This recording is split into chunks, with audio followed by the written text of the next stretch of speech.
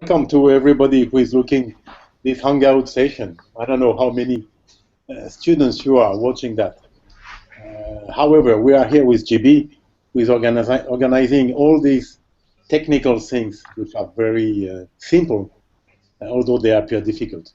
And we are also with Professor Guido Grandi, who is looking this Hangout session. I don't know how many students you are watching that.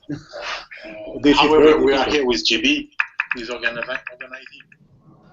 Can you hear? There is a delay in the sound, GB. I don't know why.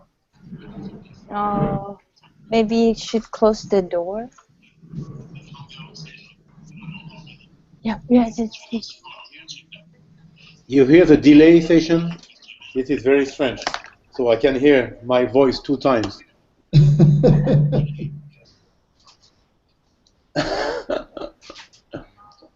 Okay. I think we're good.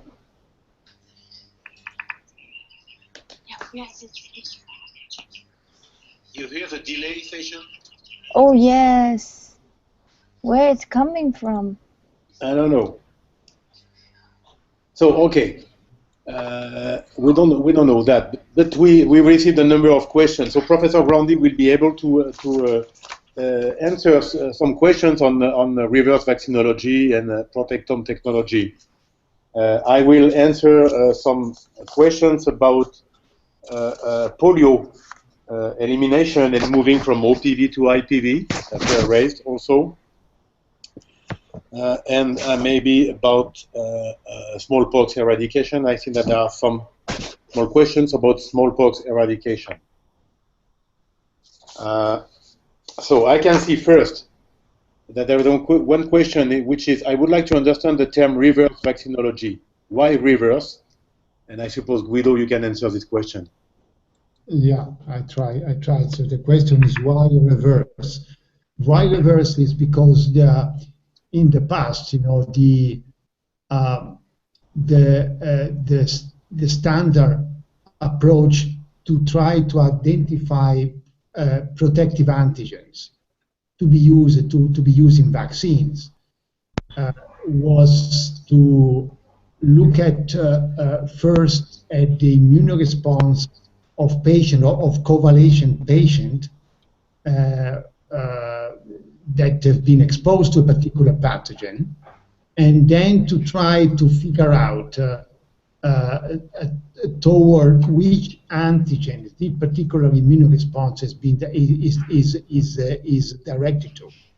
In other words, they take the serum from patient, and then they, by using techniques such as, for instance, a Western blot analysis, they try to identify the proteins that are immunogenic in patients after exposure to the pathogen. The reverse vaccinology works in a completely different manner. So we do not ask the question which are the proteins which are immunogenic, but we simply take the genome of the pathogen of interest, and then we express all the proteins that are encoded by the genome, and then we use these proteins in an appropriate animal model to see whether any of these proteins can induce a protective immunoresponse. So we forget about the response that we have in the patient after infection, but we go straight to the animal model using, you know, all the protein encoded by a particular pathogen, and we test them all. And once a protective antigen is identified, then the question comes whether we can use in humans. And one way is to go into humans and to test them, and the other way is also to look at the immunogenicity in human after in covalescent patient infection. But that comes later. So the first thing that we want to do is to test every protein of a particular pathogen in a reliable surrogate of protection assay, and test them all.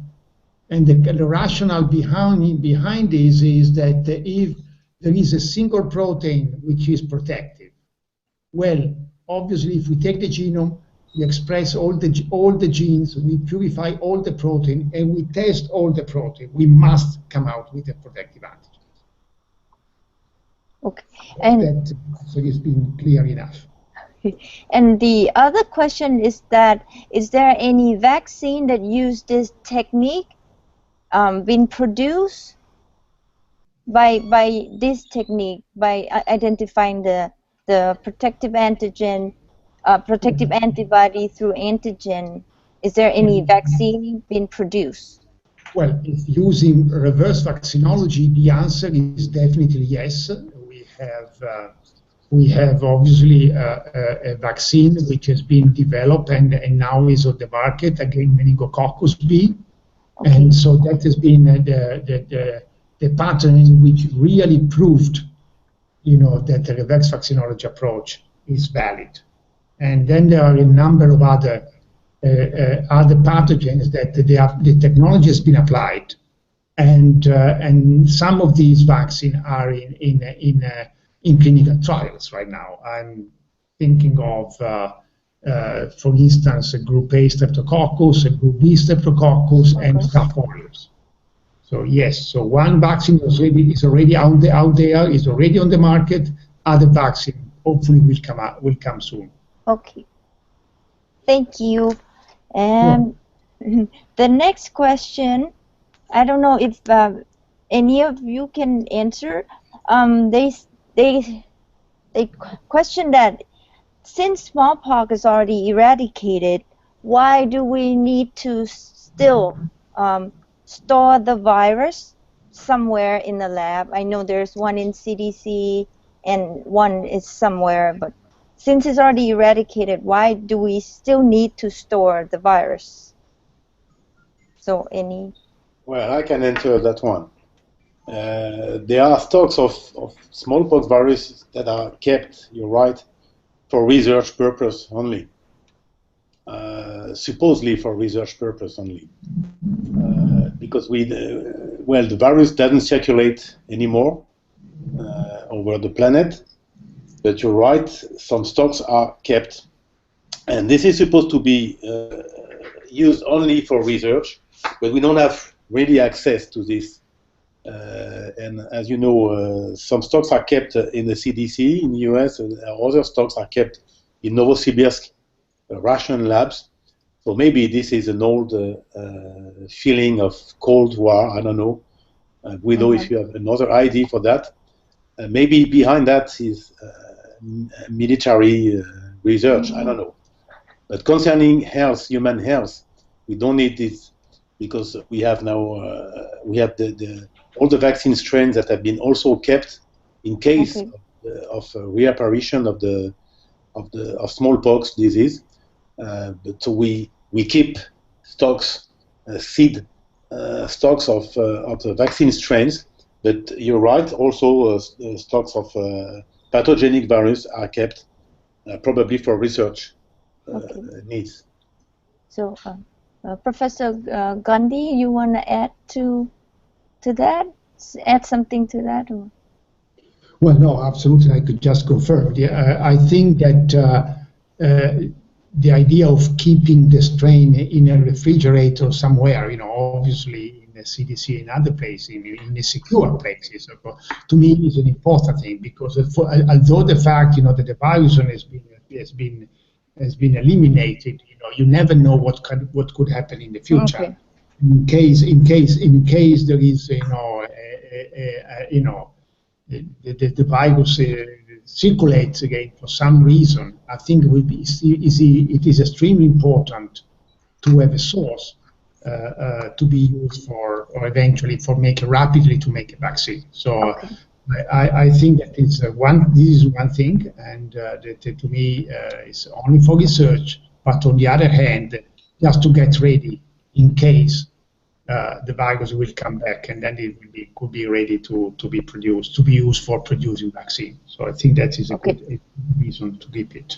Okay. Thank you. And then, so we can go on to the next question. More question on polio. This probably Dr. Tongji can answer. when and why it's decide to move from OPV to IPV. So OPV it's oral poliovirus, and to IPV, so this is the injection, right? Yeah. Okay. So the oral polio virus vaccine is a live attenuated virus vaccine that was used at the beginning of the campaign for polio elimination because it's a very efficient vaccine that can be easily given orally. You give that to the kids on a sugar that they eat with just a drop of the vaccine, and because the polio virus is an enteric virus, the attenuated virus will replicate in the gut of the vaccinated kids, and this is a very efficient way of controlling polio. However, we observed before then, a second vaccine was prepared, which is the injected poliovirus, IPV, which is the same strain but inactivated. The same virus has been inactivated by treatment with formalin or heat inactivation, so the virus is no more replicating. So this one needs to be injected subcutaneously or intramuscularly through an injection, and there is no replication in the gut. This virus is not transmissible, but it is less efficient than the OPV. IPV is less efficient than OPV. So for the control of poliomyelitis on the edge of the epidemics on the earth, it was really necessary for years to use the OPV. But now that polio is almost controlled, we moved from the OPV to IPV for a reason, which is that the live vaccine has started to recombine with some other viruses that are very close to poliovirus, such as Coxsackie B3 virus, which are enteric viruses that also replicate in the gut. And in some places of the world, it has been observed since 10 years, something like that, 2005. And this was explained by Francis Del Perou in his talk in this MOOC on the polio virus, because he was one of the person who discovered these events, that the live vaccine is able to recombine with some genomic regions of the Coxsackie virus, thus generating a new virus, which may eventually, in a very low number of cases, induce again the paralysis, which is symptomatic of polio virus. So because of that, more and more the OPV is replaced by IPV in order to avoid this recombination. However, in some places of the world where poliovirus is still circulating, the IPV is not sufficient to control the circulation of poliovirus. So it's a big controversy, and it's a big work for WHO to estimate every month or every semester how to use OPV or IPV in the different countries. Obviously, in our countries, industrialized countries, Europe, all the Americas, Russia, India, etc., IPV is now sufficient. But in some countries of Africa and some countries of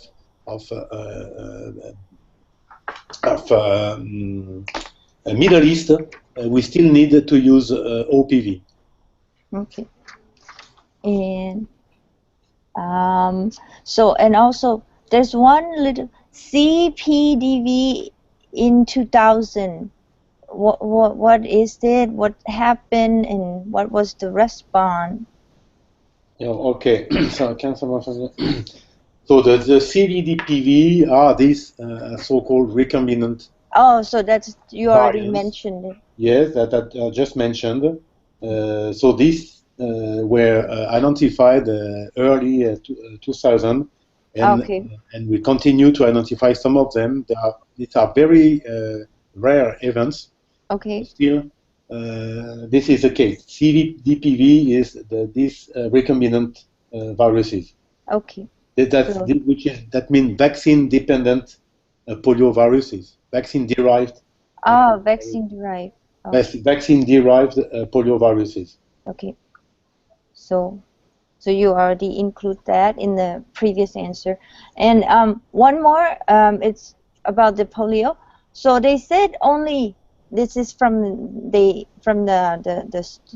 people who taking the class. They say only 1 of 200 to 500 children that infected with wild polio will develop poliomyelitis.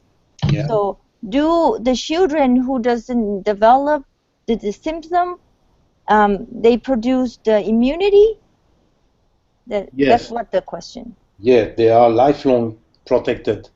Once you've been infected by a poliovirus, you are protected for your life, and even more if you have been asymptomatic carrier, you got the protection for the life. So you don't need. You can be vaccinated, of course. That will boost your immunity, but you don't need any vaccination. Oh. But this is now in Europe or in America. So you don't have anybody which is infected by poliovirus, by wild type poliovirus, because this virus is not anymore circulating. Oh, okay. So this question concerns only the few countries of the world where wild type poliovirus is still circulating. Okay. You're right. Most of children that can be in contact, and it's very easy to be in contact with poliovirus because it's an oral fecal transmission. So you can find poliovirus in any bathrooms, in any water which is not very clean. So it's very easy to get infected by this virus. And you're right, most of children that will be infected, if they are not vaccinated, will remain asymptomatic and will get immunized for their whole life. Okay. Okay, great. Thank you. And maybe this one for Professor Gandhi. Someone has mentioned that they have a question about the guidelines of the vaccine, how the relationship of the guideline of the pharmaceutical industry and the research. Is there any guideline between two of this platform, like the industry and the research? Is there any, do we have same guidelines between both? I don't understand the question exactly perfectly. It's not clear. This would have been a question for Stanley, but unfortunately. Yeah, but the guidelines is referring to what? To the, I don't know, Frederick, do you think it's about... I suppose it because the question is asked by a general practitioner. So I suppose guidelines regarding what vaccine you should indicate at what age. No. Oh yeah, maybe. The immunization agenda, something like that. Oh, so who decides? Okay. Where do they come from? Which relationship between pharma industry? Yes, the question. I can see what is behind the question. It's whether pharma industry influences the guidelines, recommending 1 or 2 doses at what age, and to be vaccinated against what disease or other. Do independent research exist? Yeah. Yes, of course. This is a tough question because even us, we don't know that. Likely there are relationships because people working in the pharma industry, they are coming from the labs. Also, they are doctors and physicians, and they are researchers, chemists, and so there is still this idea of relation between the pharma industry and recommendation. But you know, the recommendations from WHO are very independent, and as we can see since the beginning, the vaccines that are recommended by WHO or by any country owns guideline are very, first, they are specific, and second, they are very efficient. Okay. Controlling measles is not superficial. Controlling polio, controlling TB, and all these recommendations are in the guidelines. So this can be discussed for hours. Okay. But this is like that. The life is like that. You need pharma industry to manufacture vaccines. Okay. And you need government guidelines and recommendation to recommend to people how their kids have to be vaccinated, and you will always have people that think that these are not independent. Obviously, they are not independent, but it's like that. Okay. Yeah, I can add now. I understand, what the question was. Yeah. And I can just add, I completely agree with what Felix said. I can just add that obviously industry is the industry has interest in obviously having their own vaccines, as recommended. But I have to say, after 40 years of being in vaccine industry employer, I can say that in order to convince the regulatory authority, to have a vaccine approved and recommended, you have to provide tons of data and safety data and efficacy data that would be extremely is a very controlled system, and it's extremely difficult, to have a vaccine which being recommended without solid safety and efficacy. So that's for sure. After 40 years of being in this business, I can tell you that is a very nice way to make sure that everything is under control. Okay. Yeah. For example, Guido is a great researcher of immunization and immunology and virology, and he has been working for years for Novartis, which is also a big and great company of vaccine manufacturer. So in the industry, you need the help of researchers, and of course, any country needs industry, pharma industry development, and the people obviously need immunization schedules, because we know that without the vaccines, the global infant mortality would be too big. Okay. Yeah. And today we also have Suzanne from Germany joining us. Suzanne, you have any question for the professor, or you have anything you would like to comment about the course, because she's the one taking the course? Okay, we have heard about the polio, the vaccine-derived polio, and we have 2 cases now in Ukraine of this, and we have always the question in our forums and our public,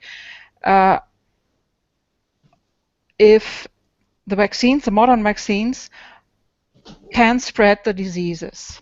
We always say no. Okay, why it is no, but we don't know how to explain it to them. It's a bit difficult to explain to people who are not scientists or natural scientists, do not know a lot of biology or immunology, to understand why these vaccines work. And that's a bit difficult, and we try to explain. And I hope I can use your videos and your your papers to explain that to them in public. Okay, I can answer to that. So for polio vaccine, again, the virus, the vaccine is an attenuated virus. That means the virus that doesn't give any disease, no paralysis when you get infected by this virus. When you eat the virus, that replicates in the gut. However, you shed the virus, and this virus, because it's non-pathogenic,